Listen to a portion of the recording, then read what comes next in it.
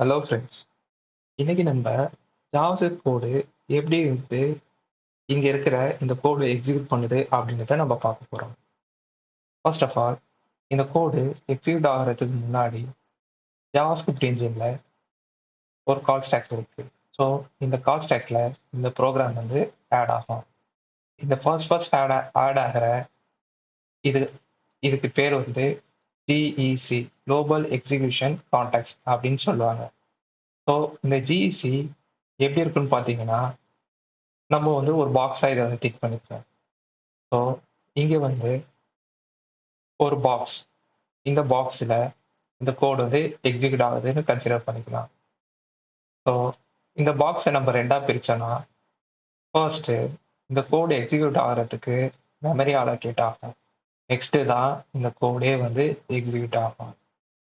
அப்போ இங்க வந்து இந்த கோட் எக்ஸிக்யூட் ஆகிறதுக்கு இங்க மெமரி அலோகேஷன் அப்படின்ற ஒரு ஃபேஸ் தேவைப்படுது. அதே மாதிரி இங்க வந்து கோட் அலோகேஷன் அப்படின்ற ஒரு ஃபேஸ் தேவைப்படுது. ஸோ என்ன நடக்குதுன்னு பார்த்தீங்கன்னா, இங்க இந்த கோட் வந்து எக்ஸிக்யூட் ஆகுறதுக்கு முன்னாடி இங்க இருக்கிற வேரியபிள்ஸ் அண்ட் ஃபங்க்ஷன்ஸ் இது எல்லாத்தையுமே இந்த மெமரியில அலோகேட் பண்ணணும்.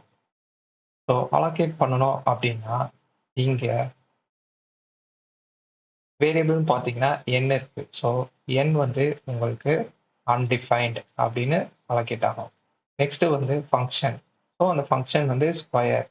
ஸ்கொயர்ன்ற ஃபங்க்ஷன் வந்து உங்களுக்கு அந்த ஹோல் கோடுமே வந்து காப்பி ஆயிடும். ஐ மீன் இந்த பேரந்தசிஸ்குள்ள இருக்குல்ல, அந்த ஹோல் கோடுமே இங்க வந்து காப்பி ஆயிடும்.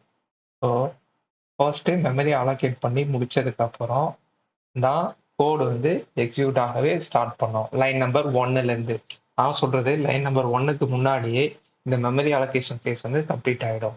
நெக்ஸ்ட் தான் இந்த கோட் எக்ஸிகியூஷன் ஃபேஸ் நடக்கும். ஸோ ஜாவாஸ்கிரிப்ட் வந்து synchronous single threaded language. So line by line தான் கோடு எக்ஸிக்யூட் ஆகும். இப்போ தான் லைன் நம்பர் 1க்கு வரும்.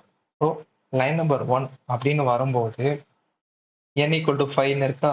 ஸோ இந்த கோட்ல வந்து 5 அப்படின்றது எக்ஸிக்யூட் ஆகும்போது தான் இங்கே வந்து இந்த அன்டிஃபைன்டு ரிமூவ் ஆயிட்டு அதுக்கு பதில் உங்களுக்கு 5 அப்படின்றதுக்கு வந்து இங்க உங்களுக்கு ரீப்ளேஸ் ஆகும். நெக்ஸ்ட் வந்து லைன் நம்பர் 2க்கு போகும். அங்க ஃபங்க்ஷன் இருக்கு. ஸோ அதுக்கப்புறம் பார்த்தீங்கன்னா லைன் நம்பர் 6ல தான் அந்த ஃபங்க்ஷனே எக்ஸிக்யூட் ஆகும். இந்த சென்ஸ் கால் ஆகும்.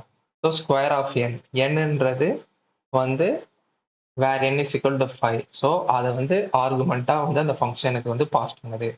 ஸோ அந்த ஃபங்க்ஷன் வந்து என்ன பண்ணும்னா இங்க ரிசீவ் பண்ணும்.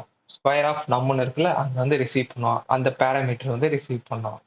ரிசீவ் பண்ணும்போது இப்போ அகைன் என்ன நடக்கும்னு பார்த்தீங்கன்னா, முக்கியமான விஷயம். இப்போ இந்த குளோபல் எக்ஸிகியூஷன் கான்டெக்ஸ்ட் இன்னும் முடியவே இல்ல. ஓகேங்களா? இன்னும் வந்து இந்த குளோபல் எக்ஸிகியூஷன் கான்டெக்ஸ்ட் முடியல. பட் அதுக்குள்ள இன்னொரு ஃபங்க்ஷன கால் பண்ணிடுச்சு. அப்போ என்ன நடக்கும்னு பார்த்தீங்கன்னா, இந்த ஸ்டாக்ல வந்து அந்த ஸ்கொயர்ன்ற ஃபங்க்ஷன் வந்து ஆட் பண்ணிடும். ஸோ இந்த ஸ்கொயர்ன்ற ஃபங்க்ஷன வந்து ஆட் பண்ணிடும். பண்ணிட்டா, அப்போ இதுக்கும் இன்னொரு குளோபல் எக்ஸிகியூஷன் கான்டெக்ஸ்ட் வந்து கிரியேட் ஆகும். ஜிஇசி வந்து கிரியேட் ஆகும். ஸோ இதுக்குள்ள வந்து இன்னொரு ஜிஇசி வந்து கிரியேட் ஆகும். ஸோ அப்படி கிரியேட் ஆகும்போது சேம் அதே மாதிரி தான் இங்க வந்து என்ன நடக்கும்னா, memory and code execution phase 2மே வந்து சேர்ந்து கிரியேட் ஆயிடும்.